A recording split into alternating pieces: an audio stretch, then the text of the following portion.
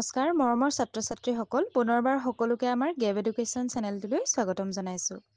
আজি আমি আলোচনা কৰিম পঞ্চম শ্ৰেণীৰ অসমীয়া পাঠ্যপুথিৰ 14 নম্বৰ অধ্যায় সৰু ছোৱালী আৰু পক্ষী এই পদ্ধতিৰ সম্পূৰ্ণ প্ৰশ্নৰ উত্তৰসমূহ।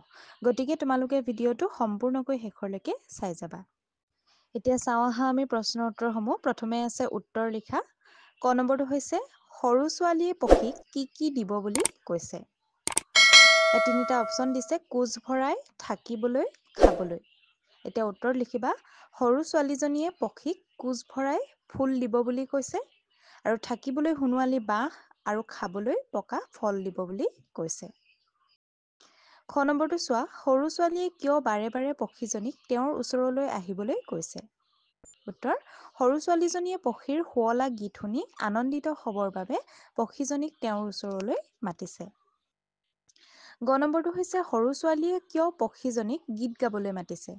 উত্তৰত লিখিবা সৰু ছোৱালীজনীয়ে পক্ষীৰ শুৱলা গীত শুনি আনন্দিত হ'বৰ বাবে পক্ষীজনীক তেওঁৰ ওচৰলৈ মাতিছে। ইয়াৰ পিছৰ প্ৰশ্নটো চাওঁ আহা। পদ্যটোত কবিয়ে কোৱা কথাখিনি নিজৰ কথাৰে লিখা।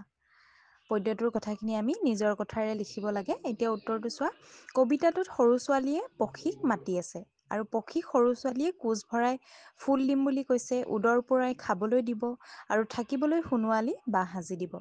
আকৌ সৰু ছোৱালীয়ে পক্ষীক ফল দিম বুলি কৈছে আৰু উমলিবলৈ মাতিছে। সৰু ছোৱালীয়ে ভাল পাই বাৰে বাৰে পক্ষীক মাতি আছে আৰু পক্ষীয়ে গোৱা শুৱলা গীত শুনি আনন্দিত হ'বৰ বাবে পক্ষীক সৰু ছোৱালীয়ে মাতিছে। ইয়াৰ পিছৰ প্ৰশ্নটো চাওঁ আহা। তলত দিয়া শব্দৰ অৰ্থ শব্দ সম্ভাৰ আৰু অভিধান চাই লিখা। আমি শব্দ অৰ্থ লিখিব লাগে। প্ৰথমটো হৈছে উদৰ। উদৰ মানে হৈছে পেট। হাউত, হাউত মানে বেগেতে বা সোনকালে, অতি সোনকালে। একে চিপে মানে হৈছে একে বলে। সুললিত মানে হৈছে শুৱলা। হৰষিত মানে আনন্দিত আৰু ততালিকে মানে হৈছে তৎক্ষণাত। এতিয়া চাওঁ আহা তাৰ পিছৰ প্ৰশ্নটো। ইয়াত দিছে চৰাইজনীয়ে যাতে কষ্ট নাপায় তাৰ বাবে সৰু ছোৱালীয়ে কি কি কৰিবলৈ গাত লৈছে। উত্তৰত লিখিবা চৰাইজনীয়ে যাতে কষ্ট নাপায় তাৰ বাবে সৰু ছোৱালীয়ে উদৰ পূৰাই খুৱাবলৈ, ফল দিবলৈ, থাকিবলৈ সোণোৱালী বাঁহ সাজিবলৈ গাত লৈছিলে। তাৰ পিছৰ প্ৰশ্নটো চোৱা হাউত কৰে শব্দটোৰ অৰ্থ হৈছে বেগতে, একে চিপতে আৰু একে হোহাই। হাউত কৰেৰ দৰে অৰ্থ প্ৰকাশ কৰা পাঠত থকা আন দুটা শব্দ হৈছে ততালিকে আৰু একে চিপে। এতিয়া হাউত কৰে শব্দটো প্ৰয়োগ কৰি ওপৰত উল্লেখ কৰা অৰ্থ প্ৰকাশ হোৱাকৈ 4টা বাক্য ৰচনা কৰা। এতিয়া 4টা বাক্য ৰচনা কৰিব লাগে।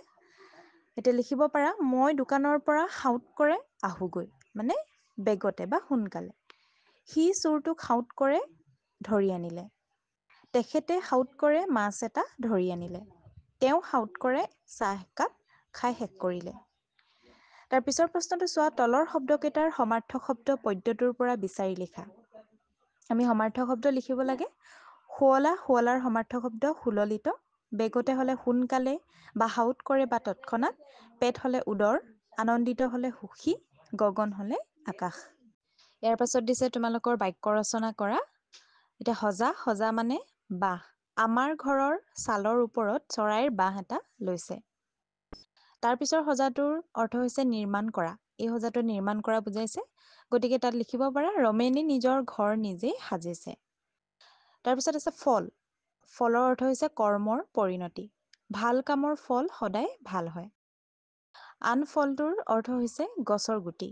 ফল মূল খোৱাটো স্বাস্থ্যৰ বাবে উপকাৰী। তাৰপিছত আছে ৰং। ৰং মানে হৈছে এটা আনন্দ আৰু আনটো ৰঙৰ অৰ্থ হৈছে বৰণ। ইয়াত লিখিব পাৰা বহাগ বিহুত সকলোৱে ৰং ৰহস্য কৰে আৰু আনটো ৰামধেনুত 7টা ৰং থাকে। এইখিনিয়ে আছিল তোমালোকৰ আজিৰ অধ্যায়টোৰ প্ৰশ্নৰ উত্তৰসমূহ। ছাত্ৰ ছাত্ৰীসকল ইয়াৰ উপৰিও যদি তোমালোকে অন্য ছাবজেক্টসমূহৰ কুৱেশ্যন আনচাৰসমূহ বিচাৰিছা তেন্তে আমাৰ চেনেলত দিয়া আছে, তোমালোকে চাব পাৰিবা।